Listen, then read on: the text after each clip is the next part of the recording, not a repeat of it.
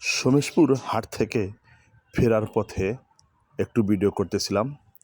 এক্কেবারে বেলকুচি পর্যন্ত চারিদিকে সবুজের সমারোহটা, সারি সারি গাছ যে আছে সেটা দেখিয়েছি। দেখেন পিছনেই ছোট্ট একটা মাইক্রো গাড়ি আমাদের পিছু পিছু আসতেছে। যাই হোক, একসময় ওটা আমাদেরকে ক্রস করে চলে যাবে। দেখেন এইভাবে জীবনটা চলতে থাকে, একদম চলন্ত গাড়ির মতো চলতে থাকে। চলতে চলতে চলতে চলতে হঠাৎ করে থেমে যায়। এটাই হচ্ছে জীবন আমাদের। দেখেন সবাই মিলে একযোগে চলতেছি, হাসি মাখা মুখ নিয়ে কিন্তু চলতেছি।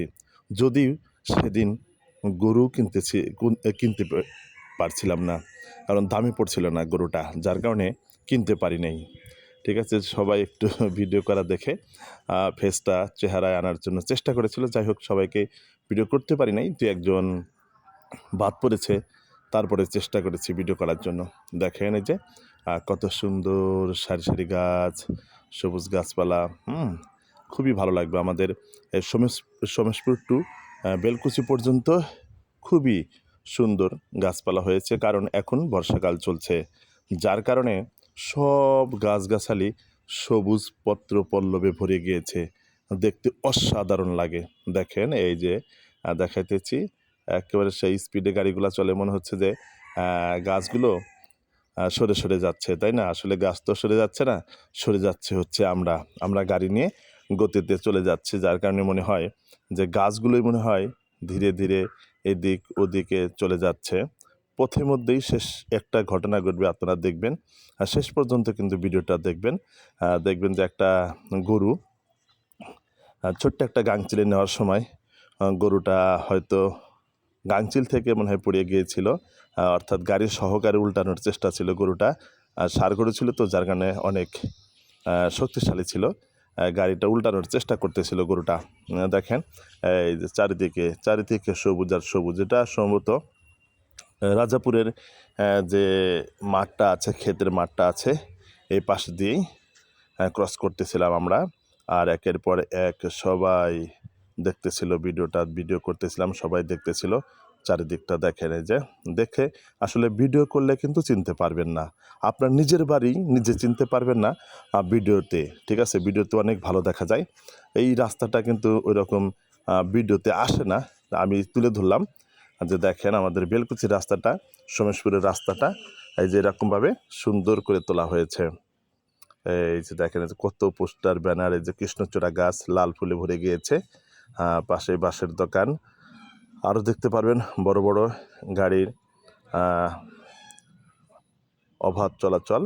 এই দেখেন যে এটা হচ্ছে আমাদের বেলকুচি থানার সম্মত। হ্যাঁ, বেলকুচি থানা এসে গেছি। এই যে হচ্ছে আমাদের বেলকুচি থানা, পাশেই ডান পাশেই বেলকুচি থানা, একটু পরেই পাবো চালা বাস স্ট্যান্ড। ঠিক আছে, দেখেন এই যে সামনে চালা বাস স্ট্যান্ড। এই যে কত যে গাড়ি, হারে সবচেয়ে জনবহুল এই রাস্তাটা আমাদের, খুবই গাড়ি ঘোড়ায় পরিপূর্ণ থাকে, আর দিন রাত অনবরত গাড়ি চলে। এই যে খাজা হসপিটাল আছে তো, সারা দিন রাত রুগীর গাড়ি আসে এখানে, যার কারণে আমাদের রাস্তাটা খুবই ব্যস্ততায় ভরা থাকে। সারা দিন রাত গাড়ি চলে আমাদের রাস্তায়, দেখতেই পারবেন। যদি কেউ না এসে থাকেন, দেখবেন রাত 1টায়ও গাড়ি পাওয়া যায়, 12টায়ও গাড়ি পাওয়া যায়, সব সময় গাড়ি পাওয়া যায় এই আমাদের রাস্তার ভিতরে। এই বেলকুচি টু সোমেশপুর, অর্থাৎ সিরাজগঞ্জ টু আর কি ইনায়েতপুর পর্যন্ত, সিরাজগঞ্জ টু ইনায়েতপুর পর্যন্ত অল টাইম গাড়ি পাবেন। রাত দিন 24 ঘন্টায় গাড়ি চলাচল করে। খুবই মানে ব্যস্তময় একটি রাস্তা হয়ে পড়েছে। এখানকার পরিবহন ভাড়াটাও বেশি, কারণ এখানকার লোকজনগুলা বিজনেস করে, সবসময় তারা যাতায়াত করতে বাধ্য থাকে। দেখেন যে বড় বড় ট্রাক আসবে, মাইক্রো বাস আসবে, সিএনজি আসবে। সিএনজি এলারা সারা দিন রাত বিচরণ করে এই রাস্তা দিয়ে।